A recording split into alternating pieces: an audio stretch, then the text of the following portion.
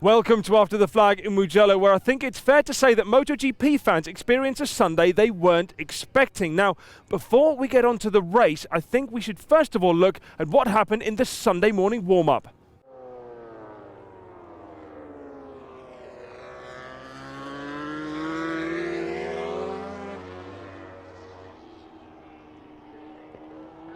A blown engine for Lorenzo on his final lap in the morning warm-up meant that he turned up on the grid with a changed engine for what was set to be an epic battle between Rossi, Viñales, Iannone on the front row, the likes of Marquez and Lorenzo just behind. Now, the atmosphere, as you can imagine in Mugello, it was electric.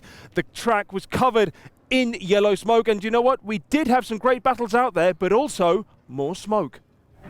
Round 6 of the MotoGP World Championship. Valentino Rossi on pole position. Italy holds its breath. The Italian Grand Prix at Mugello is underway. It's going to start. Lorenzo made it was a shocker for Andrea Iannone. He's been picked off on the run down to San Donato. What a start by Lorenzo. He's up the inside of Valentino Rossi. Lorenzo from 5th on the grid. He leads the way.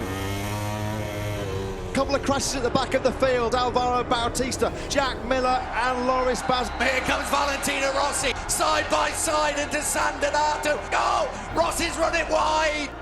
What's happened to Valentino Rossi? Oh, that engine has completely blown. Side by side. Dovizioso, very defensive and very clever. You know he's found a gap and he's through. Side by side they come. Marquez is through this time around and he's made it stick. Marquez leads for the first time in this race. Here he comes up the inside of what a move! What a move by Jorge Lorenzo. Marquez fights back.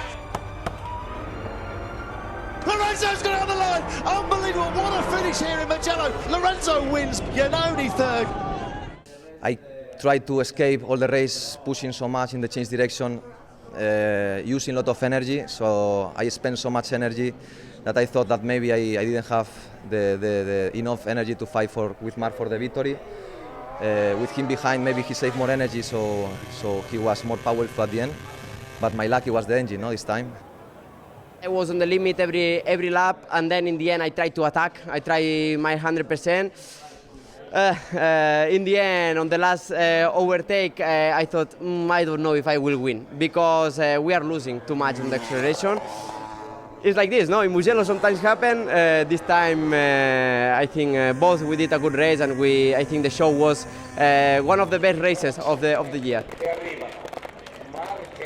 So it was a very incredible fight, especially with Dani, because from the beginning, before I crossed the gap with Andrea, I fight with Dani, and we not expect this speed in the race.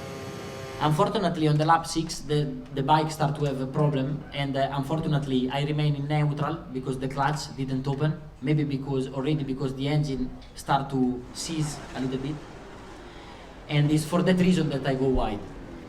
But in 7-8 corners, I was already back on Lorenzo because I was a little bit faster. But after the engine broken, so. Our engine had less kilometer than Jorge, so we put the fresh engine for Sunday, like in Jerez, like in Le Mans. To be honest, I was very lucky because one lap less in the warm-up, I would start the race with the same engine, so I would break the engine on the race. So I was very lucky to break in the warm-up, to change the engine and to finish the race. Probably the last technical issue we had was in 2007, so a long time ago. Anyway, they have to check and for sure to solve because the engine specs are all the same and still missing a lot of races, and we won't lose any other points. Some engine problems Yamaha could certainly do without, and to just think, had Lorenzo done just one flying lap less in that warm-up, it may have been his engine going as well in the race. But anyway, let's move on to Moto3 now, and again, an epic battle it was. About 20 riders fighting for the win. Romano Fenati, the local boy, he had to retire with a broken chain. Jorge Navarro, he had a fierce battle and unfortunately crashed out in the final turn, but it was Brad Binder, the championship leader, who once again showed his pedigree. He led into that final lap and managed to stay there to take yet another win. Pecco Bagnaia, he almost made his way past but was lacking a bit of grunt on the main straight, so he finished third as he was passed by Fabio Di Gianantonio, the Moto3 rookie and local boy who took his first Moto3 podium.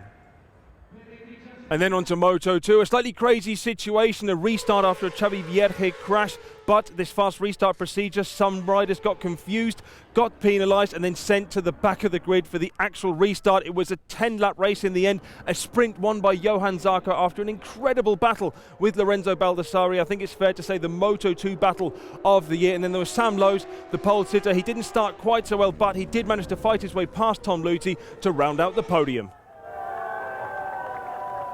Well, the crowds may have left Mugello in a hurry, but those that witnessed the racing out on track on Sunday will no doubt be in a rush to get to Barcelona in 2 weeks' time to see more of the same.